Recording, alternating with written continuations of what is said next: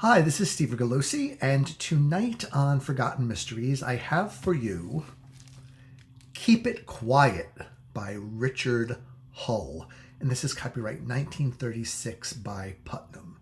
So I'm going even further back in history than I usually do. We're back in the 30s now.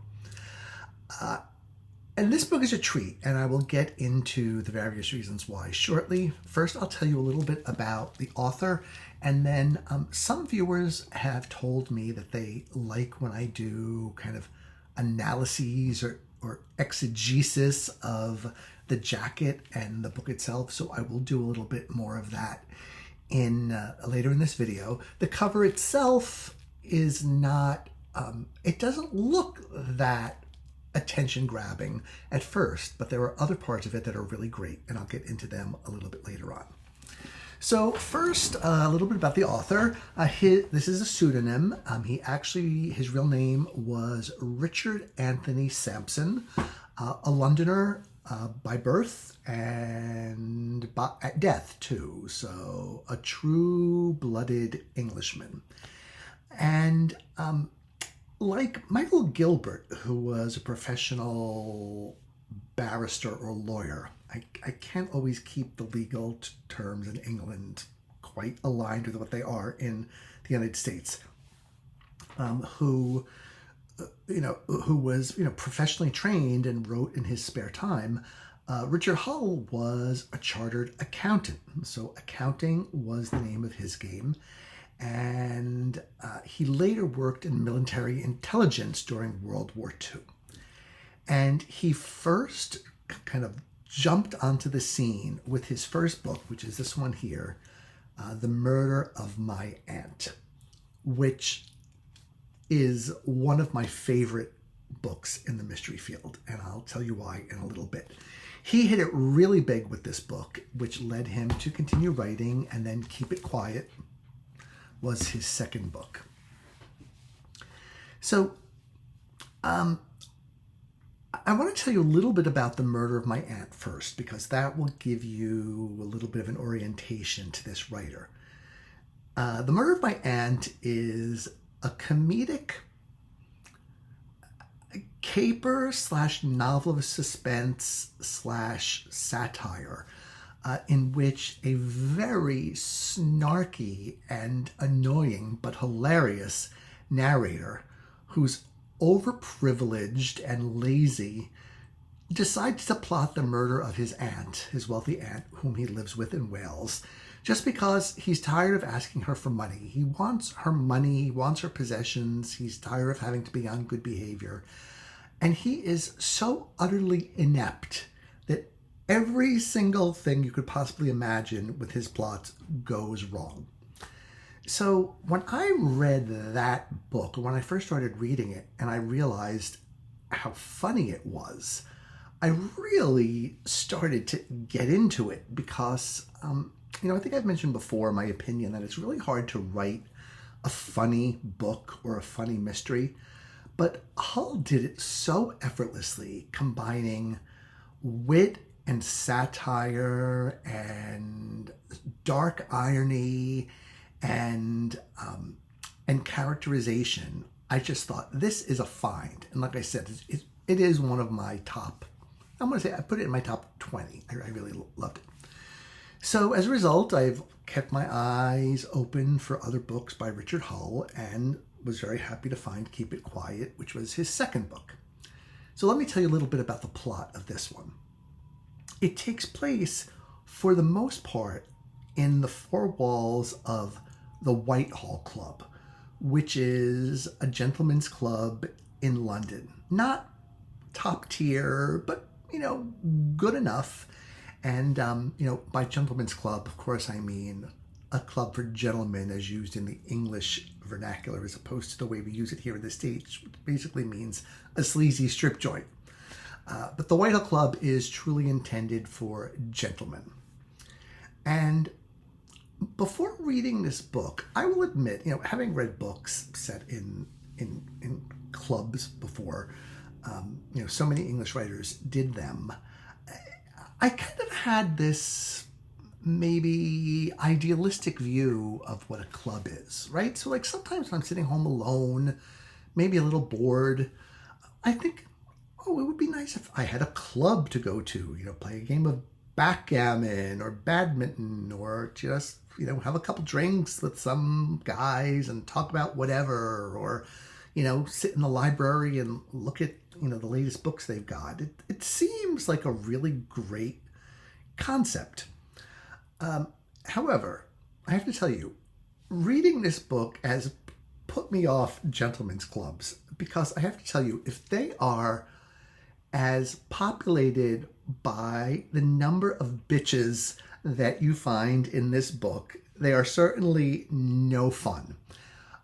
But that is the fun of this book, in that every single character in this book is sort of a whiny, complainy, carpy, snotty, entitled person who wants to pay minimum dues but have his ass kissed nonstop by the poor staff of this club that is just trying to do the best they can with their limited budget.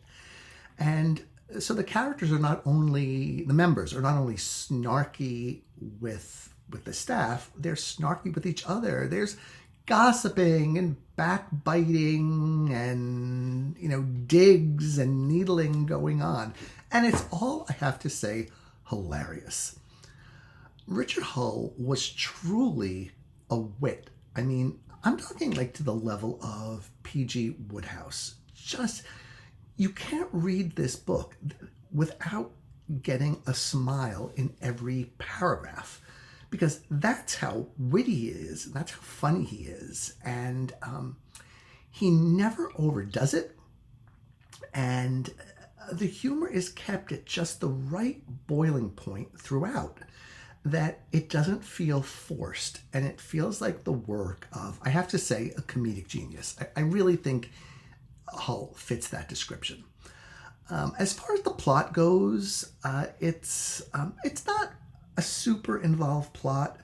A member dies. It's sitting in his favorite chair, and there's a bit of worry that maybe he was accidentally poisoned by the cook, but that turns out not to be the case.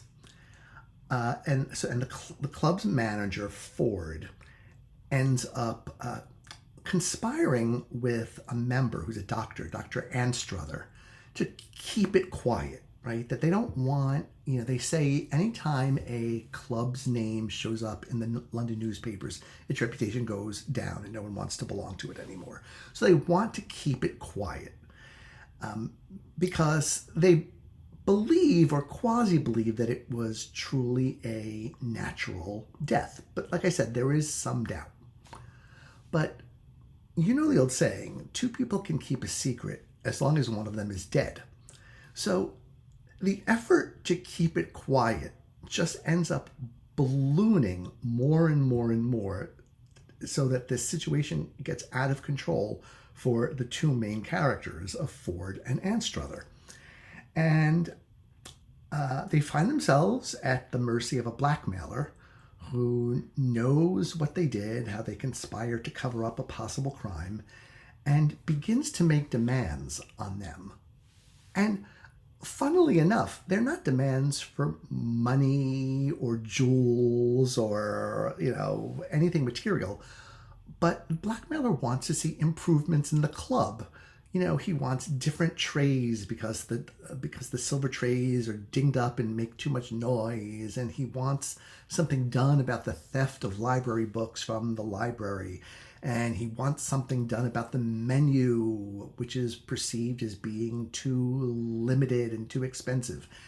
And he keeps threatening our club manager with revealing what he knows if these changes are not made. He tries to get him to fire staff members, which turns out to be a mistake because Ford is very loyal to his staff members, and also makes demands on the doctor. And then there is another death in the club, and it only kind of balloons from there. And a subplot of all of this is that there really is a missing book component to the plot, in that books are leaving the club and not coming back, so it is considered a theft of books. And one of the members of the club, Mr. Cardinal, decides to take it on himself to find out who the book thief is. And that's a really, really fun subplot, because Cardinal comes up with the most wild ideas based on the books stolen and their content and the days on which they're stolen. He puts together this whole profile of a person that's so specific that there can't possibly be anybody in the world who fits all of those criteria in one person. And so that's a lot of fun to read about too, because Cardinal, like most of the characters in this book, is very, very sure of himself.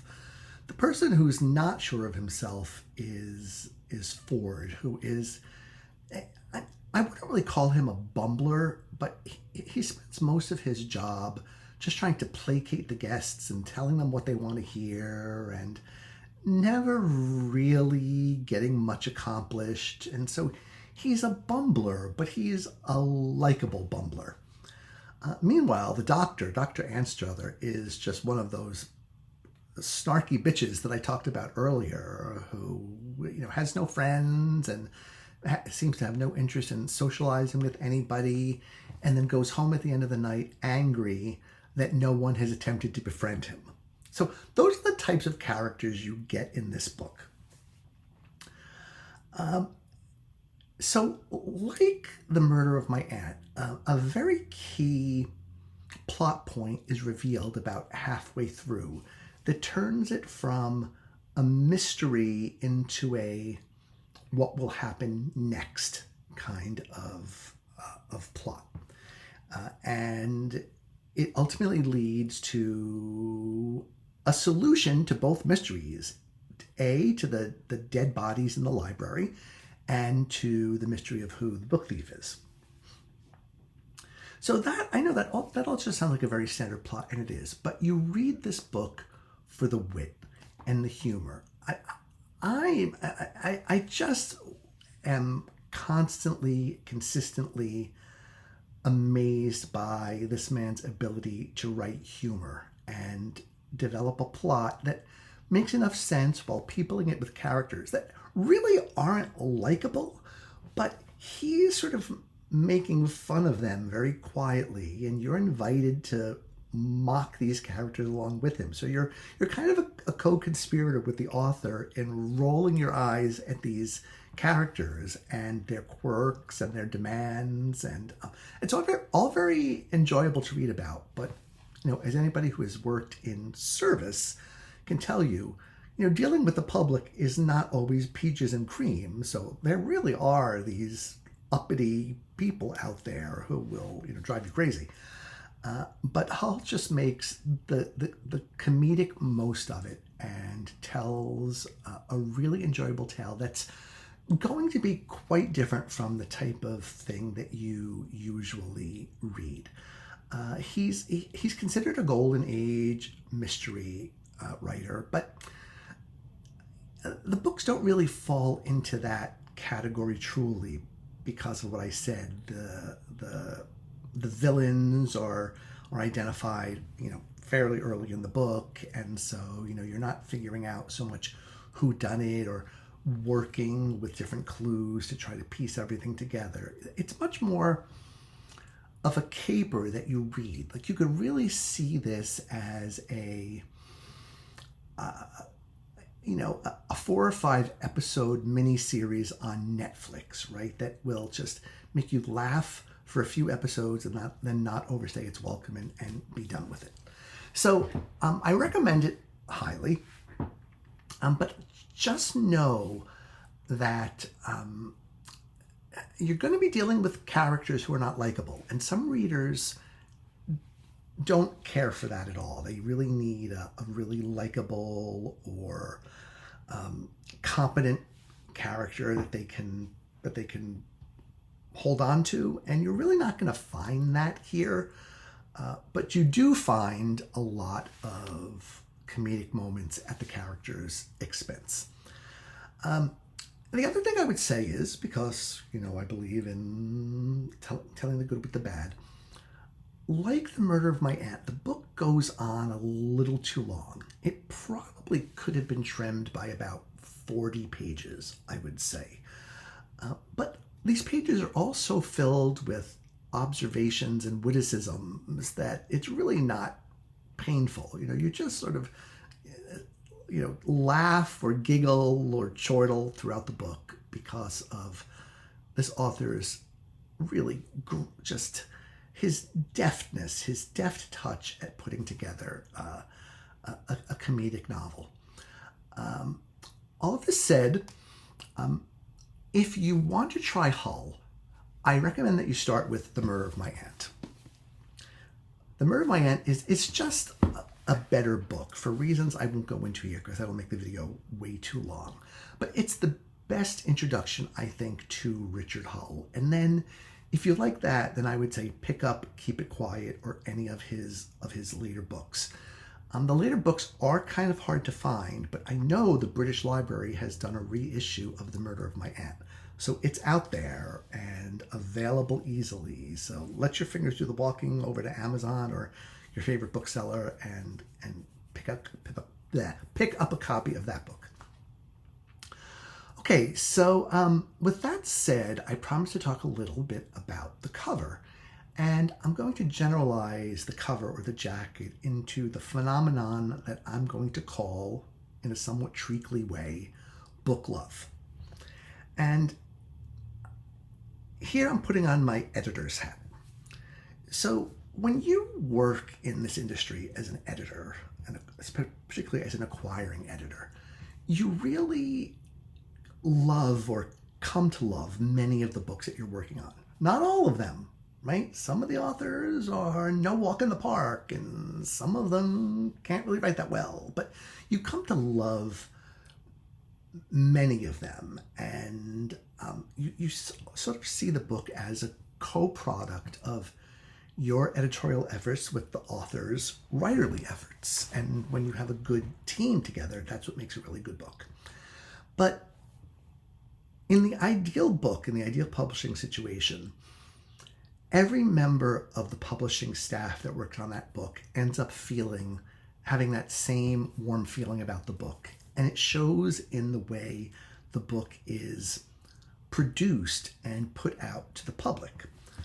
So, and by that I mean, you have to have a cover designer who has read the book and enjoyed it and wants to illustrate it to the best of his or her abilities. You have to have an art director who has a vision for what the book can look like. You have to have an interior designer to make the book look good when it's typeset. You have to have good production values, nice paper and a solid binding. And you also have to have publicity people who think this book is going to be a hit and I am going to play a role in making this book into a hit. And I say all of this because I don't know this, but I feel this, that was the feeling that the publishing staff of Putnam had about Keep It Quiet. Quite possibly because The Murder of My Aunt was such a runaway success, they knew they were onto a good thing here. And there's nothing wrong with selling a lot of books and making money in publishing, right? We need that money to take chances on new writers and to keep publishing books and to make them good and, to hopefully pay good royalties to the authors who have worked so hard on them. So I feel as if the people at Putnam got together and said, how can we make this book into this beautiful little marketing package that people will really want to buy for the incredible price of, let me find it, $2. And so I'm going to show you some of the ways that they did that. One thing they did is they commissioned art for the back cover that shows the some of the main characters in this book, sort of caricature types, along with a rather jocular description of each of these characters. So it's a little New Yorkery, and reading these little mini bios of these characters really gets you interested in the book. It's a mystery, and what they're doing here is they're showing the other side of a good story, which is the characters. So I think that's very, very savvy. Then, if you look at the front flap, what you see is a possible floor plan of the Whitehall Club. I'm going to go up a little more so there's not as much glare. And what they put here is a possible scenario for what the mystery in this book might be. But it turns out that that's not what the mystery is. In fact, they say down here at the bottom, or what could happen is what you will read in the following pages, which shows to me a brave and willing to take chances approach to flap copy, and willingness to invest in creating this floor plan, paying the artist. I'd love to know who wrote the flap copy, if it was the publisher, if it was the author himself, because it sets you up to think you're going to be reading a typical Golden Age mystery, and then when you get into it, you realize that's not what you got. But if you read The Murder of My Aunt, which you probably did, you know that, or you're probably hoping to get exactly what it is, which is this very, very witty book. And then, of course, the back flap is a little bit more traditional. It just has blurbs about the murder of my aunt. And I will also show you, just show you the book. A nice binding, nice color, nice good paper, good quality paper for the era. And it also, just on a side note, reminds me of just how old or how much history some of our current publishers have. I mean, this book was published by Putnam, G.P. Putnam's Sons, still a viable publisher, and was in business and publishing books in 1936. So that's a long history, and I love when the old world publishers find a way to reinvent themselves and keep going through decades and decades, and after acquisition, which happens a lot in the publishing industry. So Putnam is still going strong. In fact, I think it's Robert B. Parker's publisher. I should know that. I think it is, but I'm only maybe 98% sure. So that's what I've got for you tonight. I've got Keep It Quiet, shh, as you are ordered to do here on the front jacket. And I hope you will check out Richard Hull, because he's one of a kind. And if you have not heard of him before, I am glad to have been able to bring him to you. That's it for now. I will be back next time with, I hope, another great review for you. Or, another review of a great book. Okay, thanks. Good night.